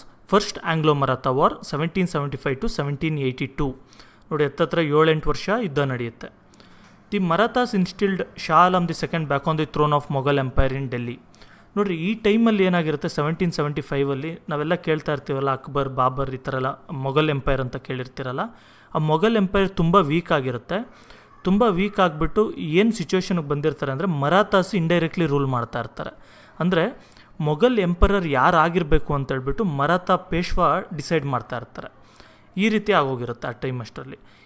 ಆ ಟೈಮಲ್ಲಿ ನಡೆಯುವಂಥ ಇವೆಂಟ್ಸ್ ಇದು. ಮರಾಠಾಸ್ ಏನು ಮಾಡ್ತಾರೆ, ಶಾ ಆಲಂ ದಿ ಸೆಕೆಂಡ್ ಅನ್ನೋನ್ನ ಮೊಘಲ್ ಎಂಪೈರ್ಗೆ ರಾಜ ಮಾಡ್ತಾರೆ. Shah Alam the second was under the care of British after the defeat in Buxar war. Buxar ವಾರಲ್ಲಿ ಬ್ರಿಟಿಷವ್ರ ವಿರುದ್ಧ ಫೈಟ್ ಮಾಡಿರ್ತಾನೆ ಶಾ ಆಲಂ ದಿ ಸೆಕೆಂಡು. ಆ ಫೈಟ್ ಮಾಡಿ ಸೋತೋಗಿದ ಮೇಲೆ ಏನಾಗಿರುತ್ತೆ, ಬ್ರಿಟಿಷವರು ಇವನಿಗೆ ಒಂದು ಸ್ವಲ್ಪ ಸಪೋರ್ಟ್ ಕೊಟ್ಟಿರ್ತಾರೆ. ನೀನು ಎಂಪರರ್ ಆಗಿ ನೀನೇ ಇರು, ನಾವನ್ನೆಲ್ಲ ಕಂಟ್ರೋಲ್ ಮಾಡ್ತೀವಿ ಅಂತೇಳ್ಬಿಟ್ಟು ಎಲ್ಲ ಅಧಿಕಾರ ಎಲ್ಲ ಸುಮಾರು ಕಿತ್ಕೊಂಡ್ಬಿಟ್ಟಿರ್ತಾರೆ. Now the emperor gave Kora and Allahabad to Marathas which he had earlier given them to British. ಈ ಟೈಮಲ್ಲಿ ಏನಾಗುತ್ತೆ, emperor Shah Alam the second ಏನು ಮಾಡ್ತಾನೆ, ಕೋರಾ ಮತ್ತು ಅಲಹಾಬಾದ್ ಅನ್ನೋ ಜಾಗನ ಮೊದಲು ಬ್ರಿಟಿಷ್ ಅವ್ರಿಗೆ ಕೊಟ್ಟಿರ್ತಾನೆ. ಆ ಜಾಗನ ಈಗ ಅವ್ರ ಹತ್ರದಿಂದ ವಾಪಸ್ ತೊಗೊಂಡು ಮರಾಠಾಸಕ್ಕೆ ಕೊಟ್ಬಿಡ್ತಾನೆ, ನೀವು ನೋಡ್ಕೊಳ್ಳಿ ಇನ್ನು ಈ ಜಾಗನ ಅಂತ. This resulted in the enmity between Marathas and the British. ಇದರಿಂದ ಏನಾಗುತ್ತೆ, ಮರಾಠಾಸ್ಗೂ ಬ್ರಿಟಿಷವ್ರಿಗೂ ಕೂಡ ಎನಿಮಿಟಿ ಸ್ಟಾರ್ಟ್ ಆಗುತ್ತೆ. ನೋಡಿ, ಈ ಬೆಂಗಾಲ್ ರೀಜನ್ನು ಮತ್ತು ಈ ಸೈಡೆಲ್ಲ ಬ್ರಿಟಿಷವ್ರ ಕಂಟ್ರೋಲಲ್ಲಿರುತ್ತೆ. ಮೊಘಲ್ ಎಂಪರರ್ ಮರಾಠಾಸ್ ಎಲ್ಲ ಈ ಏರಿಯಾ ರೂಲ್ ಮಾಡ್ತಾ ಇರ್ತಾರೆ. ಆಲ್ಮೋಸ್ಟ್ ಇಷ್ಟು ಏರಿಯಾ ಎಲ್ಲ ರೂಲ್ ಮಾಡ್ತಾ ಇರ್ತಾರೆ. ಈ ಟೈಮಲ್ಲಿ ಮೊಘಲ್ ಎಂಪರರ್ ಬಂದು ಕೆಲವು ಜಾಗನ ತೆಗೆದುಬಿಟ್ಟು ಬ್ರಿಟಿಷವರಿಂದ ಇವ್ರಿಗೆ ಕೊಡ್ತಾರೆ. ಆವಾಗ ಮರಾಠಾಸ್ಗೂ ಇವ್ರಿಗೂ ಕಾಂಟ್ಯಾಕ್ಟ್ ಬರುತ್ತೆ. ಇದಕ್ಕೂ ಮೊದಲು ಮರಾಠಾಸ್ಗೂ ಮತ್ತು ಬ್ರಿಟಿಷವ್ರಿಗೂ ಕೂಡ ಕಾಂಟ್ಯಾಕ್ಟ್ ಇರಲಿಲ್ಲ. ಇವ್ರು ಈ ಸೈಡ್ ರೂಲ್ ಮಾಡ್ತಾ ಇರ್ತಾರೆ, ಇಷ್ಟು ಏರಿಯಾನ ಇವರು ಈ ಜಾಗ ಎಲ್ಲ ರೂಲ್ ಮಾಡ್ತಾ ಇರ್ತಾರೆ. During this period the death of Maratha strong man Madhavrao Peshwa was a major set back to Marathas. ಈ ಟೈಮಲ್ಲಿ ಏನಾಗುತ್ತೆ, ಈ ಒಂದು ಜಗಳಗಳು ಮತ್ತು ಎನಿಮಿಟಿ ಸ್ಟಾರ್ಟ್ ಆಗೋ ಟೈಮಲ್ಲಿ ಮಾಧವರಾವ್ ಅಂತ ಇರ್ತಾರೆ, ಪೇಶ್ವಾ ಮಾಧವರಾವ್ ಅಂತ. ನಾನು ಪೇಶ್ವಾ ಅಂದರೆ ಏನಂತ ಹೇಳಿದ್ನಲ್ಲ, ಎಲ್ಲ ರೂಲ್ ಇವರೇ ಮಾಡ್ತಾ ಇರ್ತಾರೆ ಪೇಶ್ವಾ. ಆದರೆ ಇವರು ರಾಜ ಅಲ್ಲ, ಒಂಥರ ಪ್ರೈಮ್ ಮಿನಿಸ್ಟರ್ ಥರ. ಎಲ್ಲ ಅಧಿಕಾರ ಇವ್ರ ಹತ್ರ ಇರುತ್ತೆ, ಮಿಲ್ಟ್ರಿ ಇವ್ರ ಅಧಿಕಾರ, ಆಡಳಿತ ಇವ್ರ ಅಧಿಕಾರ. ಆದರೆ ಇವ್ರು ರಾಜ ಅಲ್ಲ, ರಾಜ ಬೇರೆ ಇರ್ತಾರೆ. ಈ ರೀತಿ ಇಂಥ ಒಬ್ಬರು ಪೇಶ್ವಾ ಏನಿರ್ತಾರೆ ಮಾಧವರಾವ್ ಅಂತ ಹೇಳ್ಬಿಟ್ಟು ಇವರು ಸತ್ತೋಗ್ತಾರೆ. ಇದರಿಂದ ಮರಾಠಾಸ್ಗೆ ತುಂಬ ತೊಂದರೆ ಆಗುತ್ತೆ. Though his brother Narayan Rao came to power, he was murdered by his uncle Raghunath Rao. ಆಮೇಲೆ ಏನಾಗುತ್ತೆ, ಪೇಶ್ವಾ ಮಾಧವರಾವ್ ಅವರ ಬ್ರದರು ನಾರಾಯಣ್ ರಾವ್ ಅಂತ ಹೇಳ್ಬಿಟ್ಟು ಇವ್ರ ಅಧಿಕಾರಕ್ಕೆ ಬರ್ತಾರೆ. ಆದರೆ ಇವ್ರ ಅಂಕಲ್ಲೇ ಮರ್ಡರ್ ಮಾಡ್ತಾರೆ, ಅಂದರೆ ಅಸಾಸಿನೇಟ್ ಮಾಡಿಸ್ತಾರೆ, ಕೊಲೆ ಮಾಡಿಸ್ತಾರೆ. ರಘುನಾಥ್ ರಾವ್ ಅಂತ ಅವ್ರ ಹೆಸರು. This resulted in the infighting for the Peshwa post. ಈ ಪೋಸ್ಟ್ಗೆ ಅಥವಾ ಈ ಪ್ರೈಮ್ ಮಿನಿಸ್ಟರ್ ಪೋಸ್ಟ್ ಟೈಪ್ ಏನಿದೆ ಪೇಶ್ವಾ ಪೋಸ್ಟ್, ಇದಕ್ಕೋಸ್ಕರ ಒಳಗೊಳಗೇನೆ ಮರಾಠಾಸಲ್ಲೇ ಜಗಳಗಳು ಸ್ಟಾರ್ಟ್ ಆಗುತ್ತೆ. ನಾನು ಪೇಶ್ವಾ ಆಗಬೇಕು ಅಂತ. The Maratha federation brought Madhavrao second of Narayan Rao to the post of Peshwa. Maratha federation ನೋಡಿ, ಮರಾಠಾ ಫೆಡರೇಷನ್ ಅಂತ ಹೇಳಿದ್ರೆ ಇವರು ಚಿಕ್ಕ ರೂಲರ್ಸ್ ಇರ್ತಾರೆ. ಇವರೆಲ್ಲ ಸೇರಿ ಮರಾಠಾ ಯೂನಿಯನ್ ಅಥವಾ ಮರಾಠಾ ಫೆಡರೇಷನ್ ಅಂತ ಮಾಡ್ಕೊಳ್ತಾರೆ. ಫಾರ್ ಎಕ್ಸಾಂಪಲ್ ಯಾವ ಥರ ಅಂದರೆ, ಈಗ ಕರ್ನಾಟಕ ಕಿಂಗ್ಡಮ್ ಅಂದ್ಕೊಳ್ಳಿ, ಇದರಲ್ಲಿ ಒಂದೊಂದು ಡಿಸ್ಟ್ರಿಕ್ಟಲ್ಲಿ ಒಬ್ಬೊಬ್ರು ರೂಲ್ ಮಾಡ್ತಾ ಇರ್ತಾರೆ. ಕೆಲವು ಕಡೆ ಗ್ವಾಲಿಯರ್ಸ್ ಅಂತ, ಇನ್ನೊಂದು ಕಡೆ ಇನ್ನೊಬ್ಬರು ಈ ಥರ ರೂಲ್ ಮಾಡ್ತಾ ಇರ್ತಾರೆ. ಅವರೆಲ್ಲ ಯುನೈಟ್ ಆಗಿ ಮರಾಠ ಫೆಡರೇಷನ್ ಮಾಡಿರ್ತಾರೆ. ಇವರೆಲ್ಲ ಸೇರಿಬಿಟ್ಟು ಏನು ಮಾಡ್ತಾರೆ, ಮಾಧವರಾವ್ ಸೆಕೆಂಡ್ ಅನ್ನೋಂಥವ್ರನ್ನ ಮತ್ತೆ ಪೇಶ್ವಾ ಮಾಡ್ತಾರೆ. Upset with this development Raghoba approach the British for support. ಇದರಿಂದ ಒಂದು ಸ್ವಲ್ಪ ಇವರಿಗೆ ಈ ರಾಘೋಬಾ ಅಥವಾ ರಘುನಾಥ್ ರಾವ್ ಅಂತ ಏನಿದ್ದಾರೆ ಇವರಿಗೆ ನನ್ನ ಪೇಶ್ವಾ ಆಗಲಿಲ್ವಲ್ಲ ಅಂತೇಳ್ಬಿಟ್ಟು ಕೋಪ ಬರುತ್ತೆ. ಅದರಿಂದ ಇವರು ಬ್ರಿಟಿಷ್ ಅವ್ರ ಹತ್ರ ಸಪೋರ್ಟ್ ಕೇಳ್ತಾರೆ. ಅಂದರೆ ನನಗೆ ಪೇಶ್ವಾ ಸ್ಥಾನನ ನೀವು ದಕ್ಕಿಸ್ಕೊಡಿ, ಮರಾಠಾಸ್ ಹತ್ರ ಫೈಟ್ ಮಾಡಿ ಅಂತ. The British thought of exploiting this situation in their favour. British ಅವ್ರು ಏನು ಯೋಚನೆ ಮಾಡ್ತಾರೆ, ಇವ್ರಿಗೇನು ಸಪೋರ್ಟ್ ಮಾಡಬೇಕು ರಘುನಾಥ್ ರಾವ್ಗೆ ಅಂತ ಏನಿರಲ್ಲ ಅವ್ರಿಗೆ. ಆದರೆ ರಘುನಾಥ್ ರಾವ್ನ ಯೂಸ್ ಮಾಡಿಕೊಂಡು ಇವರು ಯುದ್ಧ ಮಾಡಿದ್ರು ಅಂತ ಹೇಳಿದ್ರೆ ಆವಾಗ ಅಲ್ಲಿ ಮರಾಠ ಎಂಪೈರ್ನ ವೀಕ್ ಮಾಡ್ಬೋದು, ಆವಾಗ ನಾವು ಎಕ್ಸ್ಪ್ಯಾಂಡ್ ಮಾಡ್ಕೊಳ್ಬೋದು ಅಂತಂದ್ಬಿಟ್ಟು ಯೋಚನೆ ಮಾಡ್ತಾರೆ. As long a long war was waged from 1775 to 1782 between the Marathas and the British. ನೋಡಿ 1775 to 1782 ಮಧ್ಯದಲ್ಲಿ ಫುಲ್ ಯುದ್ಧ ನಡೆಯುತ್ತೆ ಮರಾಠಾಸ್ಗೂ ಬ್ರಿಟಿಷ್ಗೂ. Initially though Marathas gained upper hand, later they had to lose Allahabad to the British. ಸ್ಟಾರ್ಟಿಂಗಲ್ಲಿ ಬಂದು ಮರಾಠಾಸೇ ಗೆಲ್ತಾ ಇರ್ತಾರೆ, ಇವರೇ ಗೆಲ್ಲೋ ಟೈಪ್ ಆಗುತ್ತೆ ಯುದ್ಧದಲ್ಲಿ. ಆಮೇಲೆ ಬಂದು ಇವರು ಅಲಹಾಬಾದ್ನ ಸೋತೋಗಿ ಬ್ರಿಟಿಷ್ ಅವ್ರಿಗೆ ಬಿಟ್ಕೊಡ್ತಾರೆ. The Maratha federation unable to sustain the war with the British finally entered Salbai agreement and ended the war. ಈ ಮರಾಠಾ ಫೆಡರೇಷನ್ ಏನಿತ್ತು, ಗ್ರೂಪ್ ಆಫ್ ಏನು ವಾರ್ಲಾರ್ಡ್ಸ್ ಏನಿದ್ರು ಇವರೆಲ್ಲ ಸೇರಿಬಿಟ್ಟು ಇನ್ನು ಯುದ್ಧ ಗೆಲ್ಲಕ್ಕಾಗಲ್ಲ ಮತ್ತು ನಮಗೆ ತುಂಬ ತೊಂದರೆ ಆಗ್ತಾಯಿದೆ ಅಂತೇಳ್ಬಿಟ್ಟು ಇವರು ಬ್ರಿಟಿಷ್ ಅವ್ರ ಹತ್ರ ಒಂದು ಅಗ್ರಿಮೆಂಟ್ ಮಾಡ್ಕೊಳ್ತಾರೆ, ಸಲ್ಬಾಯ್ ಅಗ್ರಿಮೆಂಟ್ ಅಂತ. ಈ ಅಗ್ರಿಮೆಂಟ್ ಮಾಡಿಕೊಂಡು ಯುದ್ಧನ ನಿಲ್ಲಿಸ್ತಾರೆ. Madhavrao the second was named as the Peshwa. Marathas first ಏನು ಚೂಸ್ ಮಾಡಿದರು ಮಾಧವರಾವ್ ದಿ ಸೆಕೆಂಡ್ ಅಂತ ವ್ಯಕ್ತಿನ, ಅವ್ರನ್ನೇ ಮತ್ತೆ ಅವರೇ ಪೇಶ್ವಾ ಆಗಿರ್ತಾರೆ. ರಘುನಾಥ್ ರಾವ್ ಯಾವುದೇ ರೀತಿ ಪೇಶ್ವಾ ಆಗಲ್ಲ. ನೋಡಿ, ಈಗ ನಾನು ನಿಮಗೆ ಸಬ್ಸಿಡರಿ ಅಲಯನ್ಸ್ದು ಕಾನ್ಸೆಪ್ಟ್ ಏನು ಅಂತಂದ್ಬಿಟ್ಟು ಎಕ್ಸ್ಪ್ಲೈನ್ ಮಾಡ್ತೀನಿ. ನೋಡಿರಿ, ಇದು ನಾನು ಹೇಳಿದ್ನಲ್ಲ ಈಗ ನಿಮಗೆ, ಇದು ತುಂಬ ಇಂಡಿಯನ್ಸ್ಗೆ ಒಳ್ಳೆಯದಾಗೋ ಥರ ಒಂದು ಕಾನ್ಸೆಪ್ಟ್. ನೋಡಿ, ಫಾರ್ ಎಕ್ಸಾಂಪಲ್ ಈಗ ಇಂಡಿಯಾ ಒಂದು ಈ ರೀತಿ ಇರುತ್ತೆ ಅಂದ್ಕೊಳ್ಳಿ, ಅಥವಾ ಒಂದು ಯಾವುದಾದ್ರು ಒಂದು ಇರೆಗ್ಯುಲರ್ ಶೇಪಲ್ಲಿ, ಯಾಕಂದರೆ ಅವಾಗೆಲ್ಲ ಇದೆ ಅಂತ ಇರ್ತಿರಲಿಲ್ಲ. ನೋಡಿ, ಈ ಥರ ಒಂದು ದೇಶ, ಇಲ್ಲೊಂದು ದೇಶ, ಇಲ್ಲೊಂದು ದೇಶ, ಈ ಥರ ಎಷ್ಟೊಂದು ಚಿಕ್ಕ ಕಿಂಗ್ಡಮ್ಸ್ ಎಲ್ಲ ಫಾರ್ಮ್ ಆಗಿರುತ್ತೆ ಅಂದ್ಕೊಳ್ಳಿ. ಫಾರ್ ಎಕ್ಸಾಂಪಲ್ ಈ ಥರ ಯಾವುದೂ ಇರಲ್ಲ, ಜಸ್ಟ್ ಎಕ್ಸಾಂಪಲ್ ಅಷ್ಟೇ. ಈಗ ಬ್ರಿಟಿಷ್ ಅವರು ಇದೊಂದು ರೂಲ್ ಮಾಡ್ತಾ ಇರ್ತಾರೆ. ಫಾರ್ ಎಕ್ಸಾಂಪಲ್ ಒಂದು ಸೈಡ್ ಬೆಂಗಾಲ್ ಸೈಡೋ ಏನಾದರೂ ಒಂದು ಸೈಡು ಬ್ರಿಟಿಷ್ ಅವರು ಇದನ್ನು ರೂಲ್ ಮಾಡ್ತಾ ಇರ್ತಾರೆ. ಇವ್ರು ಏನು ಮಾಡ್ತಾರೆ, ಇಲ್ಲಿ ನಮ್ಮ ಇಷ್ಟು ಜನ ಇಂಡಿಯನ್ ಕಿಂಗ್ಡಮ್ಸ್ ಏನಿದೆ ಇದರಲ್ಲಿ ಒಬ್ರಿಗೊಬ್ರಿಗೆ ಆಗ್ತಾ ಇರಲ್ಲ, ನಮಗೆ ಯಾವಾಗೂ ಜಗಳ ಆಡ್ತಾ ಇರ್ತೀವಿ, ಅದು ಇದು ಮಾಡ್ತೀವಿ. ಬ್ರಿಟಿಷ್ ಅವ್ರು ಏನು ಮಾಡ್ತಾರೆ, ಒಬ್ಬರನ್ನ ಅಪ್ರೋಚ್ ಮಾಡ್ತಾರೆ. ಯಾರನ್ನ ಅಪ್ರೋಚ್ ಮಾಡ್ತಾರೆ, ಫಾರ್ ಎಕ್ಸಾಂಪಲ್ ಇಲ್ಲಿ ಒಂದು ಹೈದ್ರಾಬಾದ್ ಅಂತ ಇತ್ತು, ಹೈದ್ರಾಬಾದ್ನ ಅಪ್ರೋಚ್ ಮಾಡ್ತಾರೆ. ಏನು ಹೇಳ್ತಾರೆ, ನೋಡಪ್ಪ ನನ್ನ ಹತ್ರ ಇಷ್ಟು ಆರ್ಮಿ ಇದೆ, ನಾನು ಆರ್ಮಿನ ನಿನ್ನ ಜಾಗದಲ್ಲೇ ಇಡ್ತೀನಿ, ನೀನು ಅವ್ರಿಗೆ ಸ್ಯಾಲ್ರಿ ಇರುತ್ತೆ, ಏನಾದರೂ ಕೊಟ್ಕೋ. ನಿನ್ನ ಮೇಲೆ ಏನಾದರೂ ಯಾರಾದರೂ ಯುದ್ಧಕ್ಕೆ ಬಂದರು ಅಂತೇಳಿದ್ರೆ, ಇವ್ರಿರ್ಬೋದು ಅಥವಾ ಇವ್ರಿರ್ಬೋದು, ಯಾರಾದರೂ ನಿನ್ನ ಮೇಲೆ ಯುದ್ಧಕ್ಕೆ ಬಂದರು ಅಂತೇಳಿದ್ರೆ ನಾವು ಅವ್ರ ಮೇಲೆ ಇಬ್ಬರು ಸೇರಿ ಅಟ್ಯಾಕ್ ಮಾಡ್ಬೋದು. ಯಾಕಂದರೆ ನಾವಿಬ್ಬರು ಬಂದು ಸಬ್ಸಿಡರಿ ಅಲಯನ್ಸ್ ಅಂತೇಳ್ಬಿಟ್ಟು ಒಂದು ಅಗ್ರಿಮೆಂಟ್ ಮಾಡ್ಕೊಂಡಿದ್ದೀವಿ. ಈ ರೀತಿ ಅಗ್ರಿಮೆಂಟ್ ಮಾಡ್ಕೊತಾರೆ. ಅಂದರೆ ಇದ್ರದ್ದು ಕಂಡೀಷನ್ಸ್ ಎಲ್ಲ ನಿಮ್ಗೆ ಹೇಳಿದೆ ನಾನು, ಏನು ಆರ್ಮಿ ಇಟ್ಟಿರಬೇಕು, ಅದ್ರದ್ದು ಮೇಂಟೆನೆನ್ಸ್ ಇರಬೇಕು, ಬ್ರಿಟಿಷ್ ರೆಸಿಡೆಂಟು, ಹಾಗೆ ಹೇಗೆ ಅಂತೆಲ್ಲ. ಇದು ಓಕೆ. ಇವರು ಬ್ರಿಟಿಷವರು ಒಂದು ಸ್ವಲ್ಪ ಇಲ್ಲಿ ಆರ್ಮಿ ಇಟ್ಟಿರ್ತಾರೆ, ಒಂದು ಸ್ವಲ್ಪ ಬ್ರಿಟಿಷವರು ಆರ್ಮಿ ಇರುತ್ತೆ ಇಲ್ಲಿ. ನೆಕ್ಸ್ಟ್ ಇವ್ರು ಏನು ಮಾಡ್ತಾರೆ, ಇವನು ಶತ್ರು ಯಾರಾದರೂ ಇದ್ದು ಅಂತೇಳಿದ್ರೆ, ಈಗ ಫಾರ್ ಎಕ್ಸಾಂಪಲ್ ಮೈಸೂರವರು ಹೈದರಲ್ಲಿ ಯಾರಾದರೂ ಇದ್ದರು ಅಂದರೆ ಅವ್ರ ಹತ್ರನೂ ಒಪ್ಪಂದ ಮಾಡ್ಕೊಳ್ತಾರೆ. ಅಂದರೆ ಮೈಸೂರವ್ರ ಹತ್ರನೂ ಒಪ್ಪಂದ ಮಾಡ್ಕೊಳ್ತಾರೆ. ಏನಂತ, ಇವ್ರ ಹತ್ರ ನಾವು ಒಂದಿಷ್ಟು ಚಿಕ್ಕ ಆರ್ಮಿ ಇಟ್ಟಿರ್ತೀವಿ, ನೀವು ಯಾರಾದರೂ ನಿಮ್ಮ ಮೇಲೆ ಯುದ್ಧಕ್ಕೆ ಬಂದರು ಅಂತೇಳಿದ್ರೆ ನೀವು ಅವಾಗ ನೀವು ಯುನೈಟ್ ಆಗಿ ಅವ್ರನ್ನ ಅಟ್ಯಾಕ್ ಮಾಡೋಣ. ಫಾರ್ ಎಕ್ಸಾಂಪಲ್ ಇವರೇನಾದರೂ ಯುದ್ಧಕ್ಕೆ ಬಂದರು ಅಂತೇಳಿದ್ರೆ ನಿಮ್ಮ ಮೇಲೆ, ನಾವು ಅವಾಗ ಇಬ್ಬರು ಯುನೈಟ್ ಆಗಿ ಇವ್ರ ಮೇಲೆ ಅಟ್ಯಾಕ್ ಮಾಡ್ತೀವಿ ಅಂತೇಳ್ಬಿಟ್ಟು. ಮತ್ತು ಏನು ಮಾಡ್ತಾರೆ, ಬ್ರಿಟಿಷರು ಇವ್ರ ಹತ್ರನೂ ಅಗ್ರಿಮೆಂಟ್ ಮಾಡ್ಕೊಳ್ತಾರೆ. ಫಾರ್ ಎಕ್ಸಾಂಪಲ್ ಇದು ಮರಾಠ ಅಂದ್ಕೊಳ್ಳಿ, ಇವ್ರ ಹತ್ರನೂ ಅದೇ ರೀತಿ ಅಗ್ರಿಮೆಂಟ್ ಮಾಡ್ಕೊಳ್ತಾರೆ. ಅಂದ್ರೇನು, ನಮ್ಮಲ್ಲಿ ಒಂದು ಸ್ವಲ್ಪ ಬ್ರಿಟಿಷ್ ಆರ್ಮಿ ಇರುತ್ತೆ, ನಿಮ್ಮ ಮೇಲೆ ಯಾರಾದರೂ ಅಟ್ಯಾಕ್ ಮಾಡಿದ್ರು ಅಂದರೆ ನಾವು ನಿಮ್ಮ ಮೇಲೆ ಯುದ್ಧ ಮಾಡ್ತೀವಿ ಅಂತ. ಆದರೆ ಇಲ್ಲಿ ಏನು ಒಂದು ಪಾಯಿಂಟ್ ಇರುತ್ತೆ ಅಂತೇಳಿದ್ರೆ, ಇವ್ರಿಗೂ ಆಗ್ತಾ ಇರಲ್ಲ, ಇವ್ರಿಗೂ ಆಗ್ತಾ ಇರಲ್ಲ. ಆದರೆ ಇವ್ರು ಇಂಡಿವಿಜುವಲ್ ಅಗ್ರಿಮೆಂಟ್ ಮಾಡ್ಕೊಂಡಿದ್ರಿಂದ, ಈಗ ಫಾರ್ ಎಕ್ಸಾಂಪಲ್ ಮರಾಠಾಸ್ ಮೇಲೆ ಇವರಿಬ್ಬರು ಏನಾದರೂ ಯುದ್ಧಕ್ಕೆ, ಅಥವಾ ಮರಾಠಾಸ್ ಮೇಲೆ ಮೈಸೂರವ್ರು ಯುದ್ಧಕ್ಕೆ ಹೋದರು ಅಂತೇಳಿದ್ರೆ ಬ್ರಿಟಿಷ್ ಅವರಿಗೆ ಯಾರಿಗೆ ಹೆಲ್ಪ್ ಮಾಡಬೇಕು, ಇಬ್ಬರ ಹತ್ರನೂ ಅಗ್ರಿಮೆಂಟ್ ಮಾಡ್ಕೊಂಡಿರ್ತಾರೆ. ಇವ್ರ ಹತ್ರನೂ ಇರುತ್ತೆ, ಇವ್ರ ಹತ್ರನೂ ಇರುತ್ತೆ. ಆಗೇನು ಮಾಡ್ತಾರೆ, ಇಬ್ಬರು ಅಗ್ರಿಮೆಂಟ್ ಮಾಡ್ಕೊಂಡಿರೋದ್ರೆ ನಾವು ಯಾರಿಗೂ ಹೆಲ್ಪ್ ಮಾಡಲ್ಲ ಅಂತ ಹೇಳೋದು. ಅಥವಾ ಇವರೊಬ್ಬರಲ್ಲಿ ಯಾರಾದರೂ ಏನಾದರೂ ಇಲ್ಲ ನಾವು ಅಗ್ರಿಮೆಂಟಿಂದ ದೂರ ಹೋಗ್ತೀವಿ, ಏನು ಈ ಥರ ಮಾಡಿದ್ರಿ ಅಂತೇಳ್ಬಿಟ್ಟು ಇವ್ರೇನಾದರೂ ಒಂದು ಸ್ವಲ್ಪ ಏನಾದರೂ ಗಲಾಟೆ ಮಾಡೋದು ಹಾಗೆ ಹೇಗೆ ಮಾಡಿದ್ರು ಅಂದರೆ, ಆವಾಗ ಈ ಅಗ್ರಿಮೆಂಟ್ ಮಾಡ್ಕೊಂಡ್ರಲ್ಲಿ ಈ ಸೈನ್ಯ ಇರುತ್ತಲ್ಲ ಇವರು, ಆವಾಗ ಅಲ್ಲಿಂದ ಎಲ್ಲ ಕಡೆಯಿಂದ ಇವ್ರನ್ನ ಅಟ್ಯಾಕ್ ಮಾಡ್ತಾರೆ. ಅಂದರೆ ಈ ಸೈನ್ಯದ ಖರ್ಚೆಲ್ಲ ಏನಿರುತ್ತೆ ಅದೆಲ್ಲ ಬೇರೆ ಇಂಡಿಯನ್ ದೇಶಗಳು ಅದನ್ನು ಮ್ಯಾನೇಜ್ ಮಾಡ್ತಾ ಇರ್ತಾರೆ. ಬ್ರಿಟಿಷವರು ಎಷ್ಟು ಲಕ್ಷ ಬೇಕಾದ್ರೂ ಅವ್ರ ಸೈನ್ಯ ಇಟ್ಕೊಳ್ಬೋದು, ಸ್ಯಾಲ್ರಿಗಳು ಕೊಡೋ ಆಗಿಲ್ಲ. ಇವ್ರ ಹತ್ರ 10,000 ಇಡ್ತೀನಿ ಅಂದರೆ 10,000 ಇಡ್ಬೋದು, ಇವ್ರ ಹತ್ರ 50,000 ಇಡ್ತೀನಿ 50,000 ಇಡ್ಬೋದು, ಎಷ್ಟಾದರೂ ಇಡ್ಬೋದು ಅವ್ರ ಅಗ್ರಿಮೆಂಟ್ ಪ್ರಕಾರ. ಆದರೆ ಸ್ಯಾಲ್ರೀಸ್ ಎಲ್ಲ ಇವ್ರು ತೊಗೊಳ್ತಾ ಇರ್ತಾರೆ, ಅಂದರೆ ಇವ್ರು ಕೊಡ್ತಾ ಇರ್ತಾರೆ ಸ್ಯಾಲ್ರೀಸ್ ಎಲ್ಲ. ಅದರಿಂದ ಇವ್ರಿಗೆ ತುಂಬ ಲಿಮಿಟ್ ಇರಲ್ಲ ಇವ್ರಿಗೆ ರಿಸೋರ್ಸ್ಗೆ. ಅಕಸ್ಮಾತ್ ಇವ್ರೇನಾದರೂ ಇವ್ರ ಮೇಲೆ ಅಟ್ಯಾಕ್ ಮಾಡೋಕ್ಕೆ, ಬ್ರಿಟಿಷ್ ಅವ್ರ ಮೇಲೆ ಯಾರಾದರೂ ಅಟ್ಯಾಕ್ ಮಾಡೋಕ್ಕೆ ಅಂತ ಟ್ರೈ ಮಾಡಿದ್ರು ಅಥವಾ ಅವ್ರ ವಿರುದ್ಧ ಏನಾದರೂ ಮಾಡಿದ್ರು ಅಂತ ಹೇಳಿದ್ರೆ ಈ ಆರ್ಮೀಸ್ನ ಯೂಸ್ ಮಾಡಿ ಅವರು ಅಟ್ಯಾಕ್ ಮಾಡ್ತಾರೆ. ಯಾಕಂದರೆ ಅದು ಒನ್ ಟೈಮ್ ಆಗುತ್ತೆ. ಈಗ ಫಾರ್ ಎಕ್ಸಾಂಪಲ್ ಮರಾಠಾಸ್ ಅವ್ರು ತಿರುಗಿ ಬಿದ್ದರು ಅಂದ್ಕೊಳ್ಳಿ, ಅವಾಗ ಏನು ಮಾಡ್ತಾರೆ, ಈ ಆರ್ಮಿ ಇರುತ್ತೆ ಒಳಗಡೆನೇ ಇರುತ್ತೆ, ಇದು ನೆಗ್ಲಿಜಿಬಲ್ ಆಗುತ್ತೆ, ಯಾಕಂದರೆ ಸರೌಂಡ್ ಆಗಿಬಿಟ್ಟಿರ್ತಾರೆ, ಏನು ಫೈಟ್ ಮಾಡೋಕ್ಕಾಗಲ್ಲ. ಅವಾಗ ಏನು ಮಾಡೋದು, ಬ್ರಿಟಿಷವರು ಈ ಆರ್ಮಿ ಯೂಸ್ ಮಾಡಿಕೊಂಡು ಮತ್ತು ಇಲ್ಲಿ ಒಂದು ಸ್ವಲ್ಪ ಆರ್ಮಿ ಇರುತ್ತೆ, ಇದೆಲ್ಲ ಸೇರಿ ಅಟ್ಯಾಕ್ ಮಾಡ್ತಾರೆ. ಇಲ್ಲಿ ಆರ್ಮಿ ಜಾಸ್ತಿ ಇರುತ್ತೆ ಇವ್ರ ಹತ್ರ, ಇವ್ರಿಗೆ ಕಾಂಪೀಟ್ ಮಾಡೋಕ್ಕಾಗಲ್ಲ. ಅವಾಗ ಏನು ಮಾಡ್ತಾರೆ, ಬ್ರಿಟಿಷವ್ರು ಹೇಳಿದ ಮಾತು ಕೇಳ್ತಾರೆ. ಇದೇ ರೀತಿ ಬರ್ತಾ ಏನು ಮಾಡಿದ್ರು, ಎಲ್ಲ ದೇಶದಲ್ಲೂ ಕೂಡ ಈ ಸಬ್ಸಿಡರಿ ಅಲಯನ್ಸ್ ಅಗ್ರಿಮೆಂಟ್ ಮಾಡಿಕೊಂಡ್ರು. ಈಗ ಎಸೆನ್ಷಿಯಲಿ ಏನಾಯಿತು ಅಂತ ಹೇಳಿದ್ರೆ, ಇವರಿಬ್ಬರು ಅಗ್ರಿಮೆಂಟ್ ಮಾಡ್ಕೊಳಕ್ಕಾಗಲ್ಲ. ಈಗ ಕಂಡೀಷನ್ಸ್ ಪ್ರಕಾರ ನೋಡಿ, ಇಲ್ಲೊಂದು ಕಂಡೀಷನ್ ಇದೆ, in order to enter any agreement or pact with any Indian government, ಅಂದರೆ ಇಂಡಿಯನ್ ಗೌರ್ಮೆಂಟ್ ಬೇರೆ ಕಿಂಗ್ಡಮ್ಸ್ ಜೊತೆ ಏನಾದರೂ ಅಗ್ರಿಮೆಂಟ್ ಮಾಡ್ಕೊಳ್ಬೇಕು ಅಂತ ಹೇಳಿದ್ರೆ ಗವರ್ನರ್ ಜನರಲ್ ಬ್ರಿಟಿಷವ್ರ ಹೆಲ್ಪು ಬೇಕಾಗಿರುತ್ತೆ, ಅವರ ಒಂದು ಪರ್ಮಿಷನ್ ಬೇಕಾಗಿರುತ್ತೆ. ಅದರಿಂದ ಇವ್ರು ಯಾರೂ ಯುನೈಟ್ ಆಗೋಕ್ಕಾಗಲ್ಲ, ಯುನೈಟ್ ಆಗಿಬಿಟ್ಟು ಇವ್ರನ್ನ ಅಟ್ಯಾಕ್ ಮಾಡೋಕ್ಕಾಗಲ್ಲ. ಈ ಥರ ಮಾಡ್ತಾಯಿದ್ದಾರೆ ಅಂತ. ಇವ್ರು ಅಕಸ್ಮಾತ್ ಇವರಿಬ್ಬರು ಯುನೈಟ್ ಆಗಬೇಕಂತ ಟ್ರೈ ಮಾಡ್ತಾಯಿದ್ದಾರೆ ಅಂದರೆ ಎಲ್ಲ ಆರ್ಮಿ ತೊಗೊಂಡು ಸ್ಟಾರ್ಟಿಂಗಲ್ಲೇ ಇವ್ರನ್ನ ಅಟ್ಯಾಕ್ ಮಾಡಿ ಅವ್ರನ್ನ ನಿಲ್ಲಿಸ್ಬಿಡ್ತಾರೆ. ಈ ರೀತಿ ನಡೆದು ಫುಲ್ಲು ಈ ಸಬ್ಸಿಡರಿ ಅಲಯನ್ಸಿಂದ ಎಲ್ಲ ಜಾಗನ ಕೂಡ ಇಂಡೈರೆಕ್ಟಾಗಿ ಇವರು ಕಂಟ್ರೋಲಿಗೆ ತೊಗೊಳ್ತಾರೆ. ಇದನ್ನು ಅದಕ್ಕೆ ಹೇಳೋದು ಈ ಸಬ್ಸಿಡರಿ ಅಲಯನ್ಸ್ ತುಂಬ ಇಂಪಾರ್ಟೆಂಟ್ ಆಯಿತು ಅಂತ. ಈಗ ಫಸ್ಟ್ ಆಂಗ್ಲೋ ಮರಾಠಾ ವಾರ್, ಬ್ರಿಟಿಷವ್ರ ಮಧ್ಯೆ ಮತ್ತು ಮರಾಠಾ ಮಧ್ಯೆ ನಡೆದಂಥ ಮೊದಲನೇ ಯುದ್ಧದ ಬಗ್ಗೆ ನಾವು ನೋಡಿದ್ವಿ. ಈ ಯುದ್ಧ ಏನಕ್ಕೆ ಸ್ಟಾರ್ಟ್ ಆಯಿತು, ಕಾರಣಗಳ ಬಗ್ಗೆ ನೋಡ್ಬೋದು, ಅಥವಾ ಯಾವ ರೀತಿ ನಡೀತು, ಹೇಗೆ ಎಂಡ್ ಆಯಿತು, ಯಾರು ಲಾಸ್ಟಿಗೆ ಪೇಶ್ವಾ ಆದರು, ಮತ್ತು ಅಲಹಾಬಾದ್ ಯಾರಿಗೋಯ್ತು, ಇದ್ರ ಬಗ್ಗೆ ಎಲ್ಲ ನಾವು ತಿಳ್ಕೊಂಡ್ವಿ. ಈಗ ನಾನು ಪ್ರೀವಿಯಸ್ಲಿ ಇಂಟ್ರೊಡಕ್ಷನಲ್ಲಿ ಬಂದು ಒಂದು ಹೇಳಿದ್ದೆ, ಸಬ್ಸಿಡರಿ ಅಲಯನ್ಸ್ ಮತ್ತು ಡಾಕ್ಟ್ರಿನ್ ಆಫ್ ಲ್ಯಾಪ್ಸ್ ಅಂತ ಎರಡು ಟರ್ಮ್ಸ್ ಬಗ್ಗೆ ಎರಡು ಅಗ್ರಿಮೆಂಟ್ಸ್ ಬಗ್ಗೆ ನಾನು ನಿಮಗೆ ಹೇಳಿದ್ದೆ.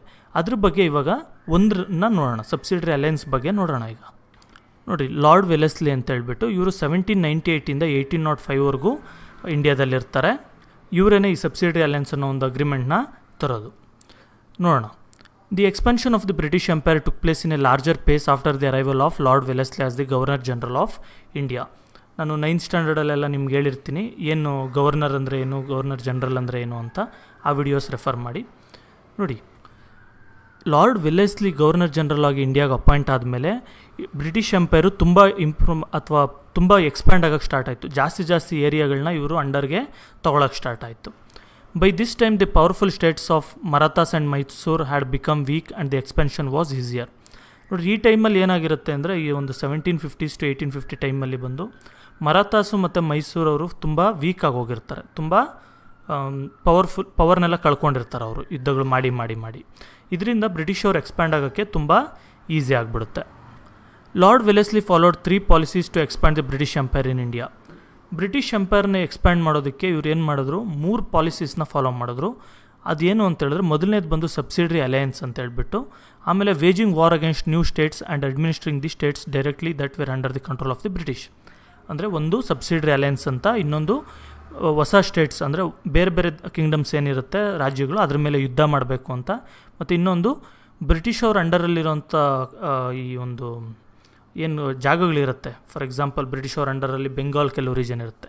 ಇಂಥ ರೀಜನ್ನ ಡೈರೆಕ್ಟ್ಲಿ ಬ್ರಿಟಿಷ್ ಅವರೇ ರೂಲ್ ಮಾಡಬೇಕು, ಯಾರು ಇದನ್ನು ಇನ್ಚಾರ್ಜ್ ನೋಡ್ಕೊಳ್ಳೋತ್ರ, ಅಥವಾ ಮೊಘಲ್ಸ್ ಇರ್ಬೋದು ಅಥವಾ ಯಾರೋ ನಿಜಾಮ್ ಅವ್ರು ಯಾರನ್ನು ನೋಡ್ದಿದ್ದಾಗೆ ಡೈರೆಕ್ಟಾಗಿ ಬ್ರಿಟಿಷ್ ಅವರೇ ರೂಲ್ ಮಾಡಬೇಕು ಅನ್ನೋ ಥರ ಮಾಡ್ತಾರೆ. ಇದು 3 subsidiary alliance. Lord Wellesley brought this policy into effect in 1798 in order to bring the Indian states under control. Indian states ಅಥವಾ ಇಂಡಿಯಾದಲ್ಲಿದ್ದಂಥ ಬೇರೆ ರಾಜ್ಯಗಳನ್ನೆಲ್ಲ ಕಂಟ್ರೋಲ್ಗೆ ತೊಗೊಳ್ಬೇಕು, ಕಿಂಗ್ಡಮ್ಸ್ನೆಲ್ಲ ಅಂತ ಹೇಳ್ಬಿಟ್ಟು ಇದನ್ನು 1798 ಇದನ್ನು ತರ್ತಾರೆ. This was basically A military production agreement between the East India company and the Indian state. ಇದು ನಾರ್ಮಲಾಗಿ ನೀವು ಟರ್ಮ್ಸ್ನ ಕಂಡೀಷನ್ಸ್ನ ನೋಡಿದ್ರೆ ಅಥವಾ ಏನೇನು ಅಗ್ರಿಮೆಂಟಲ್ಲಿ ಬರೆದಿದ್ದಾರೆ ಅಂತ ನೋಡಿದ್ರೆ, ಇದು ಜಸ್ಟ್ ಒಂದು ಮಿಲಿಟರಿ ಪ್ರೊಡಕ್ಷನ್ ಅಗ್ರಿಮೆಂಟ್ ಅಂತಂದ್ಬಿಟ್ಟು ಅನಿಸುತ್ತೆ. ಈಗ ಏನೇನು ಅಂತಂದ್ಬಿಟ್ಟು ನಾನು ನೋಡ್ತೀನಿ, ಇದನ್ನು ನೀವು ಕೂಡ ಯೋಚನೆ ಮಾಡಿದ್ರೆ ಇದು ಏನೂ ಅಲ್ಲ, ಒಳ್ಳೇದೇ ಅಲ್ವಾ, ಇಂಡಿಯನ್ಸ್ಗೆ ಒಳ್ಳೇದಲ್ವಾ ಅನ್ನೋ ಥರ ಇರುತ್ತೆ. ಯಾಕಂದರೆ ಇದು ಒಂದು ರೀತಿ ಆ ರೀತಿ ಡ್ರಾಫ್ಟ್ ಮಾಡಿರ್ತಾರೆ, ರಿಯಲಿಸ್ಟಿಕ್ಕಾಗಿರಲ್ಲ ಇದು. ನೋಡಿ ಏನಿದೆ ಅಂತ, ಕಂಡೀಷನ್ಸ್ ಏನಿದೆ ಸಬ್ಸಿಡರಿ ಅಲಯನ್ಸ್ ಅಂತ. The Indian king had to keep the British army in his kingdom. Indian ರಾಜ ಏನು ಮಾಡಬೇಕು, ಅವರು ಬ್ರಿಟಿಷ್ ಸೈನ್ಯ ಏನಿರುತ್ತೆ ಅದನ್ನು ಇಷ್ಟು ಅಂತ ಅಂದ್ಬಿಟ್ಟು ಅವ್ರ ರಾಜ್ಯದಲ್ಲಿ ಇಟ್ಕೊಂಡಿರ್ಬೇಕು, ಇಂಡಿಯನ್ ಕಿಂಗ್ ರಾಜ್ಯದಲ್ಲಿ. ಫಾರ್ ಎಕ್ಸಾಂಪಲ್ ಮೈಸೂರು ಅಂದರೆ ಮೈಸೂರಲ್ಲಿ ಒಂದು ಇಷ್ಟು ಅಂತ ಅಂದ್ಬಿಟ್ಟು ಬ್ರಿಟಿಷ್ ಅವ್ರ ಆರ್ಮಿ ಇರಬೇಕು. The concern state had to bear the expenses of the army and wages of soldiers and also had to give certain revenue lands as well. ನೋಡಿ, ಕನ್ಸರ್ನ್ ಸ್ಟೇಟ್ ಅದು ಇವಾಗ ಮೈಸೂರು ಅಂದ್ಕೊಳ್ಳಿ. ಮೈಸೂರಲ್ಲಿ ಏನು ಮಾಡಬೇಕು, ಈ ಆರ್ಮಿ ಏನು ಇಟ್ಟಿರ್ತಾರೆ ಈಗ ಬ್ರಿಟಿಷವರು ಇವ್ರ ಜಾಗದಲ್ಲಿ, ಅದ್ರದ್ದು ಎಕ್ಸ್ಪೆನ್ಸಸ್ ಎಲ್ಲ ಕೂಡ ಮೈಸೂರವರೇ ನೋಡ್ಬೇಕು. ಅಂದರೆ ಅವ್ರಿಗೆ ಸ್ಯಾಲ್ರೀಸ್ ಇರ್ಬೋದು, ಅವ್ರಿಗೆ ಸಪ್ಲೈಸ್ ಇರ್ಬೋದು, ಲಾಜಿಸ್ಟಿಕ್ಸ್ ಎಲ್ಲ ಕೂಡ ಮನೆ ಜಾಗ ವಸತಿ ಕೊಡೋದು ಇದೆಲ್ಲ ಕೂಡ ಅವರೇ ನೋಡಬೇಕು. ಮತ್ತು ಕೆಲವು ರೆವಿನ್ಯೂ ಲ್ಯಾಂಡ್ಸ್ ಕೂಡ ಒಂದಿಷ್ಟು ಜಾಗ ಅಂತ ಕೂಡ ಅವರಿಗೆ ಕೊಟ್ಬಿಡಬೇಕು. The king has to have a British resident in his court. ಅಂದರೆ ಈ ರಾಜನ ಆಸ್ಥಾನದಲ್ಲಿ ಬ್ರಿಟಿಷ್ ರೆಸಿಡೆಂಟ್ ಒಬ್ರು ಇರಬೇಕು. ಅಂದರೆ ಒಬ್ಬರು ಅಂಬಾಸಡರ್ ಅಂದ್ಕೊಳ್ಳಿ, ಆ ಟೈಪು ಒಬ್ಬರು ಇರಬೇಕು ಅನ್ನೋ ಥರ. The king could not appoint any other European without the permission of the British. ಅಂದರೆ ಇನ್ನೊಬ್ಬರು ಯಾರನ್ನಾದರೂ ಇವಾಗ ಫ್ರೆಂಚ್ ಯಾರನ್ನಾದ್ರೂ ರೆಸಿಡೆಂಟ್ನೋ ಅಥವಾ ಫ್ರೆಂಚ್ ಅಂಬಾಸಿಡರ್ನ ಯಾರನ್ನಾದ್ರೂ ಅಪಾಯಿಂಟ್ ಮಾಡಬೇಕು, ಅಥವಾ ಪರ್ಷಿಯನ್ ಅಂಬಾಸಿಡರ್ನ ಯಾರನ್ನಾದ್ರೂ ಅಪಾಯಿಂಟ್ ಮಾಡಬೇಕು, ಈ ಥರ ಯುರೋಪಿಯನ್ಸ್ ಮೇಯ್ನ್ಲಿ, ಪರ್ಷಿಯನ್ ಅದೆಲ್ಲ ಏನು ಕೇರ್ ಮಾಡ್ತಿರಲ್ಲ, ಈಗ ಡಚ್ ಇರ್ಬೋದು, ಪೋರ್ಚುಗೀಸ್ ಇರ್ಬೋದು, ಇಂಥವ್ರನ್ನ ಯಾರನ್ನಾದ್ರೂ ಅಪಾಯಿಂಟ್ ಮಾಡಬೇಕು ಅಂತ ಹೇಳಿದ್ರೆ ರಾಜ ಬ್ರಿಟಿಷವ್ರ ಹತ್ರ ಕಂಪಲ್ಸರಿ ಪರ್ಮಿಷನ್ನ ತೊಗೊಂಡೇ ಇರಬೇಕು. In order to enter any agreement or pact with any Indian government the permission of the governor general was mandatory. ಅಕಸ್ಮಾತ್ ಈಗ ಮೈಸೂರವ್ರು ಇದ್ದರು, ಮರಾಠಾಸ್ ಅವರು ಇದ್ದರು ಅಂದ್ಕೊಳ್ಳಿ.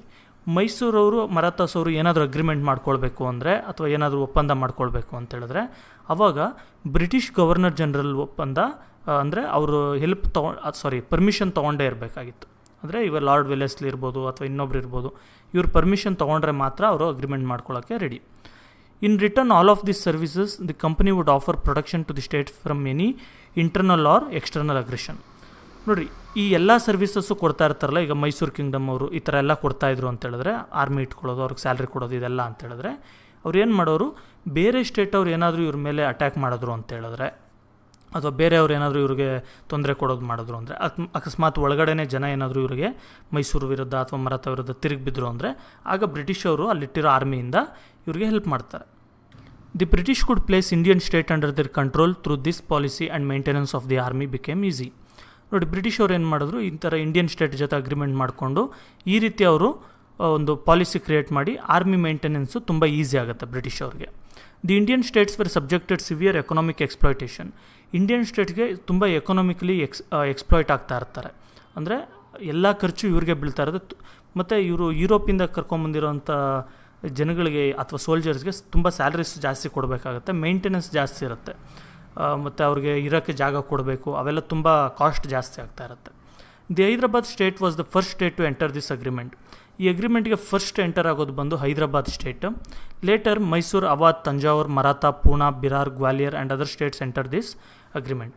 ಆಮೇಲೆ ಏನಾಯಿತು, ಬೇರೆ ಬೇರೆ ಮೈಸೂರು ಇರ್ಬೋದು, ತಂಜಾವೂರು ಇರ್ಬೋದು, ಇದು ಮರಾಠಾಸ್ ಎಲ್ಲರೂ ಕೂಡ ಸುಮಾರು ಜನ ಇದು ಅಗ್ರಿಮೆಂಟ್ಗೆ ಇನ್ಕ್ಲೂಡ್ ಆಗ್ತಾರೆ, ಎಲ್ಲರೂ ಅಗ್ರಿಮೆಂಟ್ ಮಾಡ್ಕೊಳ್ತಾರೆ. ನೋಡಿ, ಈಗ ಫಸ್ಟ್ ಮರಾಠಾ ವಾರ್ ಆಯಿತು, ಅದ್ರ ಅದ್ರ ಬಗ್ಗೆ ಎಲ್ಲ ತಿಳ್ಕೊಂಡ್ರಿ. ಈಗ ಸಬ್ಸಿಡರಿ ಅಲಯನ್ಸ್ ಬಗ್ಗೆ ತಿಳ್ಕೊಳ್ರಿ, ಅದು ಏನು ಮೆಥಡ್ ಅಂತ ಹೇಳ್ಬಿಟ್ಟು. ಈಗ ಸೆಕೆಂಡ್ ಆಂಗ್ಲೋ ಮರಾಠಾ ವಾರ್ ಬಗ್ಗೆ ನೋಡೋಣ. ಇದು 1803 1805ವರೆಗೂ 2-3 ವರ್ಷ ನಡೆಯುತ್ತೆ. ಮೇನ್ ರೀಸನ್ ಏನಪ್ಪ ಇದು ಅಂತೇಳಿದ್ರೆ, the differences among the Maratha chieftains was the reason for this war. ಈ ಮರಾಠಾ ಚೀಫ್ಟೈನ್ಸ್ ಏನಿರ್ತಾರೆ, ನಾನು ಆಗಲೇ ಹೇಳಿದ ಒಂದು ಕಾನ್ಫೆಡ್ರೆಸಿ ಅಂತ ಮಾಡ್ಕೊಂಡಿರ್ತಾರೆ.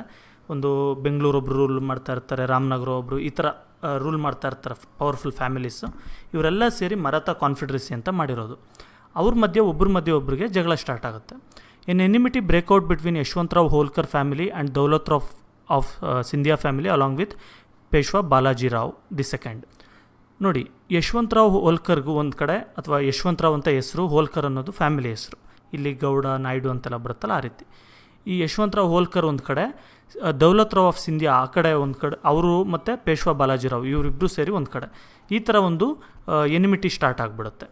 ಇನ್ 1802 the army of Holkar defeated the army of Scindia and the Peshwa. ಈ ಹೋಲ್ಕರ್ ಆರ್ಮಿ ಏನಿರುತ್ತೆ, ಇದು ಸಿಂಧಿಯಾ ಮತ್ತು ಪೇಶ್ವಾ ಈ ಇಬ್ಬರು ಆರ್ಮಿನೂ ಕೂಡ ಇವರೇ ಸೋಲಿಸ್ಬಿಡ್ತಾರೆ. The Peshwa appealed for the help from the British. ಅವಾಗ ಏನಾಗುತ್ತೆ, ಪೇಶ್ವಾ ಸೋತೋದಾಗ ಏನಾಗುತ್ತೆ, ಅವರು ಮರಾಠಾ ಪೇಶ್ವಾ ಸೋತೋದ್ಮೇಲೆ ಬ್ರಿಟಿಷ್ ಅವ್ರ ಹತ್ರ ಹೆಲ್ಪ್ ತೊಗೊಳ್ತಾರೆ. Lord Wellesley finally got an opportunity to meddle with the affairs of the Marathas.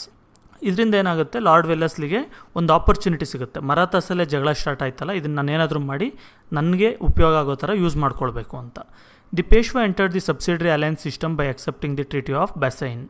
ನೋಡಿ, ನಾನು ಹೇಳಿದ್ನಲ್ಲ ನಿಮಗೆ, ಒಂದು ಸಬ್ಸಿಡ್ರಿ ಅಲಯನ್ಸ್ ಅಂತ ಇರುತ್ತೆ, ಅದರದ್ದು ಒಪ್ಪಂದಗಳೇನೇನು ಅಂತ ಅಂದ್ಬಿಟ್ಟು ಮೊದಲೇ ಹೇಳಿದ್ದೀನಿ. ಆ ರೀತಿ ಇವ್ರು ಸಬ್ಸಿಡ್ರಿ ಅಲಯನ್ಸ್ಗೆ ಮರಾಠಾಸ್ ಅಥವಾ ಪೇಶ್ವಾ ಎಂಟರ್ ಆಗ್ತಾನೆ. ಒಂದು ಬ್ಯಾಸೈನ್ ಟ್ರೀಟಿ ಅಂತ ಮಾಡಿಕೊಂಡು ಆ ಸಬ್ಸಿಡ್ರಿ ಅಲಯನ್ಸ್ಗೆ ಎಂಟರ್ ಆಗ್ತಾರೆ. Other Maratha families like Holkar, Gwalior and Bhonsle formed an alliance opposing this treaty. ನೋಡಿರಿ, ಈಗ ಸಿಂಧಿಯಾ ಮತ್ತು ಪೇಶ್ವಾ ಒಂದು ಕಡೆ 5 ಫ್ಯಾಮಿಲೀಸ್ ಮೇಯ್ನಾಗಿರುತ್ತೆ, ಇನ್ನೂ ಚಿಕ್ಕ ಚಿಕ್ಕ ಫ್ಯಾಮಿಲೀಸ್ ಇರುತ್ತೆ. ಸಿಂಧಿಯಾ ಮತ್ತು ಪೇಶ್ವಾ ಒಂದು ಕಡೆ ಆಗ್ತಾರೆ, ಹೋಲ್ಕರ್, ಗ್ವಾಲಿಯರ್ ಮತ್ತು ಬೋನ್ಸ್ಲೆ ಒಂದು ಆಗ್ತಾರೆ. ಮೊದಲು ಹೋಲ್ಕರೇ ಸಪ್ರೇಟ್ ಇರ್ತಾರೆ, ಇವ್ರ ಜೊತೆ ಇವರಿಬ್ಬರು ಸೇರಿರಲ್ಲ.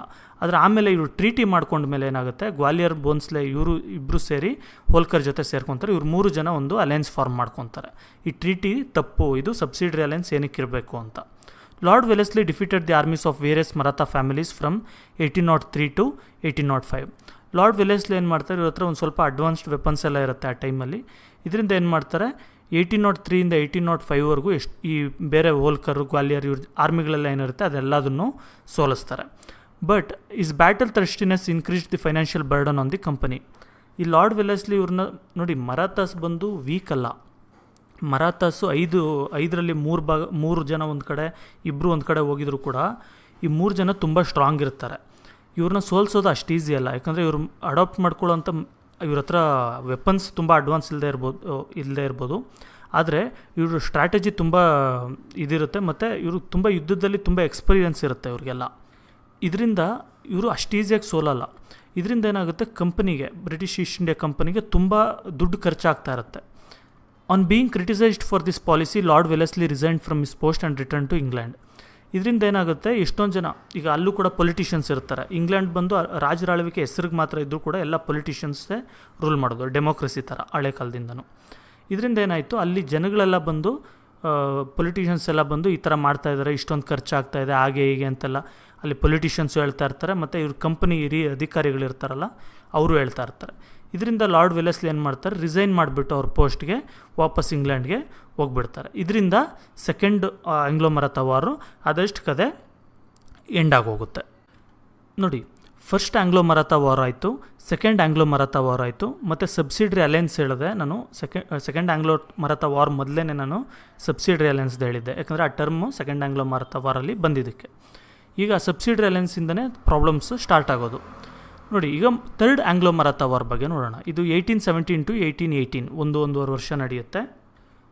ನೋಡಿ, ಸೆಕೆಂಡ್ ಆಂಗ್ಲೋ ಮರಾಠಾ ವಾರಿಂದ ಏನಾಗಿರುತ್ತೆ, ಈ ಮರಾಠಾ ಕಾನ್ಫೆಡರಸಿಯಲ್ಲಿರೋಂಥ ಜನಗಳಿಗೆ ಅಥವಾ ಮರಾಠಾ ಫ್ಯಾಮಿಲೀಸ್ಗೆ ಏನಾಗೋಗಿರುತ್ತೆ, ಬ್ರಿಟಿಷ್ ಅವ್ರ ಮೇಲೆ ಡಿಪೆಂಡೆಂಟ್ ಆಗಿಬಿಟ್ಟಿರ್ತಾರೆ. ಅಂದರೆ ಬ್ರಿಟಿಷ್ ಅವ್ರು ಹೇಳಿದ ಮಾತು ಕೇಳೋ ಥರ ಆ ಥರ ಎಲ್ಲ ಆಗಿರುತ್ತೆ. ಇದರಿಂದ ಇವ್ರಿಗೆ ಮರ್ಯಾದೆ ಹೋಗಿರುತ್ತೆ. ಅಂದರೆ ನಾನೇನು ಬೇರೆಯವ್ರ ಮಾತು ಕೇಳೋದು ಅನ್ನೋ ಥರ ಇವ್ರಿಗೆ ಫೀಲ್ ಆಗಿರುತ್ತೆ. ಮತ್ತು ಇಂಡಿಪೆಂಡೆನ್ಸ್ ಇರಲ್ಲ ಇವ್ರಿಗೆ. Even the Peshwa attempted to free himself from the clutches of the company. ಈ ಪೇಶ್ವಾ ಏನಿರ್ತಾರೆ ಇವರು ಕೂಡ ಕಂಪನಿಯಿಂದ ಫ್ರೀ ಆಗಬೇಕು, ಇವ್ರ ಕಂಟ್ರೋಲ್ ನಾನು ಇರಬಾರ್ದು ಅಂದ್ಬಿಟ್ಟು ಟ್ರೈ ಮಾಡ್ತಾ ಇರ್ತಾರೆ. The Peshwa attacked the British residency in Poona and burn it down. British residency ಇರುತ್ತೆ, ಅಂದರೆ ಏನು, ಇವ್ರು ಬ್ರಿಟಿಷ್ ಜನಗಳೆಲ್ಲ ಒಂದು ಚಿಕ್ಕ ಕೋಟೆ ಥರ ಕಟ್ಕೊಂಡು ಎಲ್ಲ ಅಲ್ಲಿ ಜೀವನ ಮಾಡ್ತಾ ಇರ್ತಾರೆ. ಅವರು ಆರ್ಮಿ, ಮಿಲ್ಟ್ರಿ ಅವರು ಅಥವಾ ಬೇರೆ ಬೇರೆ ಆಫೀಸರ್ಸು ಇವರೆಲ್ಲ ಕೂಡ ಇರ್ತಾರೆ. ಅಂಥದನ್ನು ಅಟ್ಯಾಕ್ ಮಾಡಿಬಿಟ್ಟು ಅದನ್ನು ಫುಲ್ಲು ಸುಟ್ಟಾಕ್ಬಿಡ್ತಾರೆ. Appa Sahib of Nagpur and Malhar Rao Holkar rebelled against the British and were suppressed ruthlessly. ಇದ್ರ ಜೊತೆಗೆ ಬರೀ ಪೇಶ್ವಾ ಮಾತ್ರ ಅಲ್ಲ, ಅಪ್ಪ ಸಾಹೇಬ್ ಅಂತ ಒಬ್ರು ಇರ್ತಾರೆ ನಾಗಪುರ ಅಂತ ಒಂದು ಜಾಗದಿಂದ ಅವರು, ಮತ್ತು ಮಲ್ಹರ್ ರಾವ್ ಹೋಲ್ಕರ್ ಫ್ಯಾಮಿಲಿ ಇದೆಯಲ್ಲ ಅದ್ರ ರಿಲೇಟೆಡ್ ಅವರಿಬ್ಬರು ಸೇರಿ ಬ್ರಿಟಿಷವ್ರ ವಿರುದ್ಧ ರಿಬೆಲ್ ಮಾಡ್ತಾರೆ. ನಾವು ನಿಮ್ಮ ಜೊತೆ ಇರಲ್ಲ, ನಮಗೆ ಈ ಪಾಲಿಸಿ ಇಷ್ಟ ಇಲ್ಲ, ಅಥವಾ ನಾವು ನಿಮ್ಮಿಂದ ಇಂಡಿಪೆಂಡೆಂಟ್ ಆಗಿರ್ತೀವಿ ಅಂತ. ಆದರೆ ಇವ್ರನ್ನ ಬ್ರಿಟಿಷವರು ಸೋಲಿಸ್ಬಿಡ್ತಾರೆ. Finally Peshwa Bajirao the second fought against the British at Koregaon and Ashti and later surrender to the British. ಆಮೇಲೆ ಪೇಶ್ವಾ ಬಾಜಿರಾವ್ ದಿ ಸೆಕೆಂಡ್ ಏನು ಮಾಡ್ತಾರೆ, ಬ್ರಿಟಿಷ್ ಅವ್ರ ವಿರುದ್ಧ ಕೋರೆಗಾನ್ ಮತ್ತು ಆಸ್ತಿ ಅನ್ನೋ ಜಾಗದಲ್ಲಿ ಫೈಟ್ ಮಾಡ್ತಾರೆ, ಯುದ್ಧ ನಡೆಯುತ್ತೆ. ಆದರೆ ಗೆಲ್ಲಕ್ಕಾಗಲ್ಲ, ಬ್ರಿಟಿಷ್ ಅವ್ರಿಗೆ ಸರೆಂಡರ್ ಆಗ್ತಾರೆ. The British abolish the Peshwa post and granted the pension to Bajirao the second. ಈ ಬ್ರಿಟಿಷ್ ಅವ್ರು ಏನು ಮಾಡ್ತಾರೆ, ಈ ಪೇಶ್ವಾ ಪೋಸ್ಟ್ನೇ ಅಬಾಲಿಷ್ ಮಾಡ್ತಾರೆ. ಅಂದರೆ ನಾನು ಹೇಳಿದ್ನಲ್ಲ, ಪೇಶ್ವಾ ಅನ್ನೋದು ಒಂದು ಪ್ರೈಮ್ ಮಿನಿಸ್ಟರ್ ಪೋಸ್ಟ್ ಅಂತ. ಅವಾಗ ಏನು ಮಾಡ್ತಾರೆ, ಬೇರೆ ಕಡೆ ಎಲ್ಲ ಪೇಶ್ವಾ ಇವ್ರ ಬದಲು ಬೇರೆಯವ್ರನ್ನ ಹಾಕ್ತೋದು, ಈ ಥರ ನಡೀತಾ ಇರುತ್ತೆ.